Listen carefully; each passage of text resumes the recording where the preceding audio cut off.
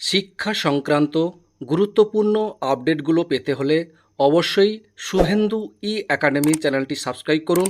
পাশে থাকা bell আইকনটিতে click করে ভিডিওটি বেশি বেশি করে শেয়ার করুন। নমস্কার, আপনি দেখছেন শুভেন্দু একাডেমিক ইউটিউব চ্যানেল।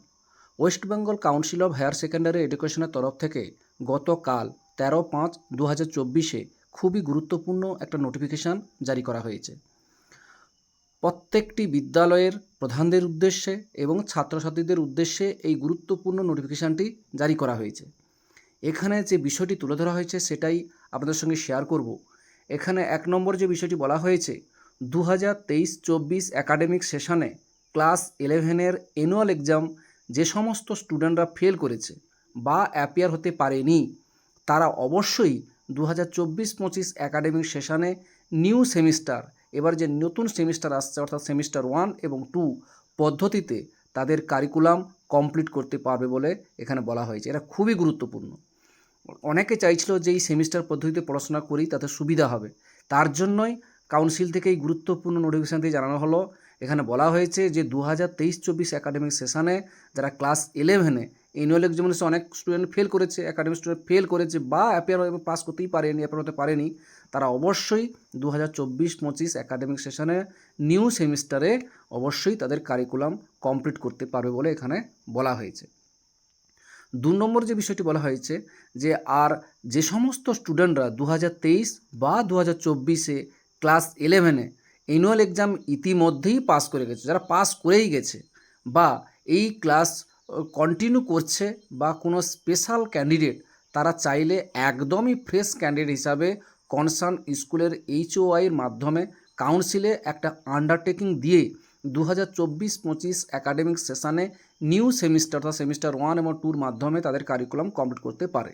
ওখানে দুটো কেস বলা হলো, যে সমস্ত গতবারে যারা পরীক্ষা দিয়েছিল 11-এ যারা পরীক্ষা দিয়েছিল, যারা যদি ফেল করে তারাও নতুন সেমিস্টারে আসতে পারে, অথবা আরও বলা হয়েছে যারা পাস করে গেছিলো, যারা পাস করে গিয়ে এখন যারা 12 পড়ছে, তারা যদি মনে করে না আমি নতুন সেমিস্টার পদ্ধতিতে পড়তে চাই, তো অবশ্যই সেই সমস্ত স্টুডেন্টদের কী করতে হবে না, প্রধান শিক্ষককে একটা আন্ডারটেকিং দিতে হবে যে আমি নতুন নিউ সেমিস্টার পদ্ধতি নিতে চাই। ঠিক আছে, তাহলে সে সেটাও নিতে পারবে বলে এখানে বলা হয়েছে। আর একটা জিনিস খেয়াল করতে হবে যে 2 নম্বর পয়েন্টে যে সুবিধাটা কেবলমাত্র 2024-25 একাডেমিক সেশনেই নেওয়া যাবে, এটা পরে করলে হবে না। এটা শুধুমাত্র, আবার বলছি, এটা শুধুমাত্র 2024-25 যে নতুন সেশন শুরু হচ্ছে এই সেশনেই কিন্তু এই সুবিধাটা পাওয়া যাবে। ঠিক আছে, নেক্সট একাডেমিক সেশনে এই সুবিধা অ্যাভেলেবল থাকবে না। পরের বছর যদি মনে করো যে 25 সালে আমি এটা নেব, সেটা কিন্তু নেওয়া যাবে না, এই বছরই নিতে হবে, অর্থাৎ 2024-25 একাডেমিক সেশনেই এটা নেওয়া যেতে পারে। আর একটা যে বিষয়টি বলা হয়েছে, এই উপরের প্রত্যেকটি ক্ষেত্রে এই সব স্টুডেন্টদের স্কুল এর HOI-এর মাধ্যমে তারা তো অলরেডি রেজিস্ট্রেশন করে ফেলেছে, সেই এক্সিস্টিং রেজিস্ট্রেশন সার্টিফিকেট সঙ্গে যদি অ্যাডমিট কার্ড থাকে তা কাউন্সিলে সারেন্ডার করতে হবে, একদম ফ্রেশ রেজিস্ট্রেশন করতে হবে। এই নতুন যে এই সেমিস্টার পদ্ধতির জন্য আবার ফ্রেশ নতুনভাবে কাজটা করতে হবে এবং এই রেজিস্ট্রেশন করতে হবে ওই স্টুডেন্টের মাধ্যমিক পাস করার বছর থেকে 3 ইয়ার্স মাধ্যমিক এক্সামিনেশান ইয়ার ধরেই এটা করতে হবে। এখানে বলা হয়েছে এই গুরুত্বপূর্ণ বিষয়গুলো বলা হয়েছে।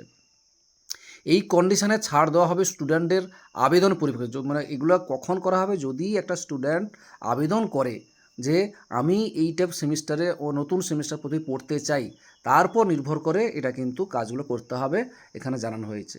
খুবই গুরুত্বপূর্ণ, এটা কিন্তু খুবই গুরুত্বপূর্ণ ছাত্রছাত্রীদের জন্য। অবশ্যই এটা ভালো করে বুঝে শুনে কিন্তু ভর্তি হতে হবে বলে আমার মনে হয়।